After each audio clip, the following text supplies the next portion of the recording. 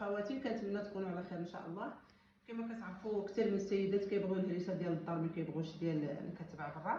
لهذا قررت باش نصايب معكم الهريسه اللي كتبقى اطول مده في الثلاجه او لا برا في البلاكار. يلا نشوفوا المقادير والطريقه.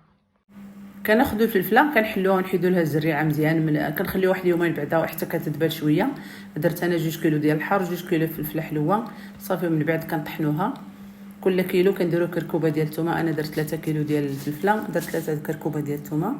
ملي كنساليو كنديروها في الطنجره، وانتم كيف كتجي كنديروها في الطنجره ونضيفوا على نار مجهده، نخليوها واحد ربع ساعه صافي. كنضيفوا معلقه ونص ديال الملحه وجوج معالق ديال القزبر حبوب وواحد الكاس ديال زيت الزيتون. كنحركو مزيان ونخليوها حتى تطلع الغليه، ونقصوا لها ونخليوها واحد نص ساعه تقريبا اولا 40 دقيقه حتى كتشرب الماء ديالها. من بعد صافي كنخليوها تبرد ونعمروا القرعه اللي عقمنا ونديروا واحد شويه زيت من الفوق وكنقدموها بالصحه والراحه. نتوما شوفوا كي كتجي في اللون ديالها وفي المذاق رائع. كنحطوها مع شليضات، مع الشوا، مع طويجنات. انتوما نعمروا بها الحشوات.